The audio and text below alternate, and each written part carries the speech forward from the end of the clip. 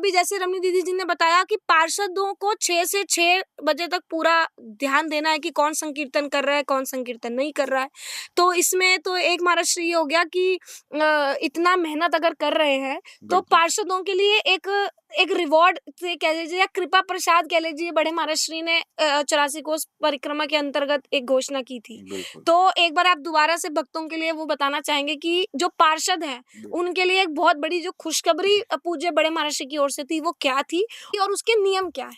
बिल्कुल सर्वप्रथम तो सबसे बड़ी खुशखबरी यही है कि वो जिस समय भी आए, जब भी आए, दोपहर के समय जब महर्षि की भिक्षा होगी उस समय महर्षि के दर्शन कर सकते हैं। जी क्योंकि महर्षि का मौन रहेगा, महर्षि बात तो नहीं करेंगे, लेकिन जी भिक्षा के लिए जब भी उस स्थान पर आएंगे जहाँ पर महर्षि की भिक्षा होगी तो वहाँ पर पार्षद आकर के महर्षि के दर्शन कर सकते हैं। सबसे बड़ा तो यही गिफ्ट है महर्षि की तरफ से पार्षदों के लिए। दूसरा ये है कि ब्रज 84 कोस की यात्रा, जैसे कि अभी आप सब लोगों ने यूट्यूब के माध्यम से, फेसबुक के माध्यम से महर्षि ने जो अपने पूर्व संकल्प अनुसार मुझे जो ब्रज 84 कोस की यात्रा करवाई है, जिसका कि पूर्ण आहुति 24 मार्च को श्री गिरिराज गोवर्धन जी की परिक्रमा के साथ होगी, ऐसी आप सभी लोगों को यात्रा करवाई जाएगी राधा कृष्ण परिवार सेवा ट्रस्ट की ओर से, जो बिल्कुल निःशुल्क रहेगी।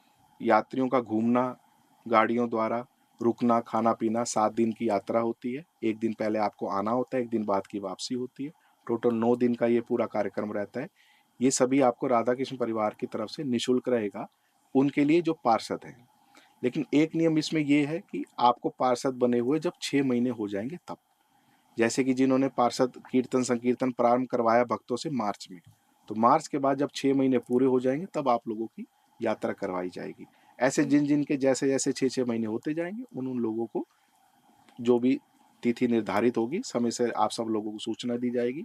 तो राधा कृष्ण परिवार सेवा ट्रस्ट की ओर से आप सभी लोगों को ब्रज 84 कोस की यात्रा महर्षि की आज्ञा अनुसार सभी पार्षदों को निःशुल्क करवाई जाएगी। मतलब अभी आपके जो भी आपने भी बताया है उस स्वरूप से तो हम ये समझ पाए कि जैसे कि अभी जो निःशुल्क परिक्रमा पूज्य महाराष्ट्र ने बताई ब्रज 84 कोस की, अगर वो नवंबर में होती है, एक बात को मान लीजिए, अभी निश्चित स्वरूप नहीं है कि कब होगी, मान लीजिए कि अगर वो नवंबर में होती है तो इसका मतलब ये है कि जो अक्टूबर या सितंबर में पार्षद बनेंगे वो परिक्रमा पे नहीं जा पाएंगे, वो उसका लाभ नहीं ले हाँ, वो पाएंगे, 6 महीने बाद ले जो पाएंगे। दोबारा होगी नवंबर में वो कर पाएंगे जो मार्च में अब तक पार्षद बन चुके हैं, उन सब लोगों की नवंबर में होगी। और मान लीजिए कोई अक्टूबर में या सितंबर में कोई पार्षद बनता है तो उसके 6 महीने के बाद वो यात्रा कर पाएंगे। यात्रा तो चलती रहेगी आप सभी लोगों के लिए।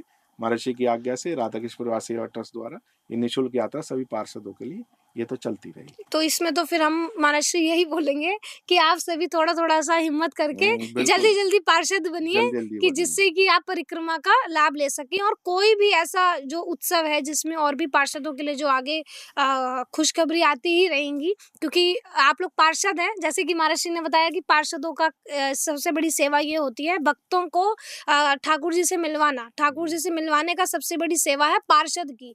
तो पार्षद के लिए कुछ ना कुछ तो महाराष्ट्र होता ही रहेगा, जैसे कि यहाँ पे भी हम लोग सब चर्चा करते ही हैं। एक चीज और भी है इसमें, जैसे कोई भक्त है, पार्षद के अंदर कोई भक्त जो बने हैं, अब जो सुनेंगे 84 को उसके विषय में तो उनका भी लालच हुआ कि हम भी पार्षद बने, तो उनके लिए ऐसा नियम नहीं है कि वो अपना ग्रुप छोड़ दें। वो किसी ग्रुप में भक्त बन के कीर्तन भी कर सकते हैं और अपना निजी रूप से पार्षद बन के भी ग्रुप बना सकते हैं। इतना ही बर्डन लें कि 2 4 5 10 ग्रुपों में एक साथ जुड़ गए और फिर कीर्तन करने में परेशानी हो, ऐसा भी ना करें। पर अगर आप किसी ग्रुप में जुड़े हुए हैं और भक्त बन के कीर्तन कर रहे हैं तो वहां भी जुड़े रहिए और अपनी तरफ से प्रयास करते हुए अपना एक अलग ग्रुप बनाए और स्वयं भी पार्षद बन जाए। बिल्कुल कीर्तन करवाना नहीं, कीर्तन करना भी है। कीर्तन करना और करवाना दोनों बातें।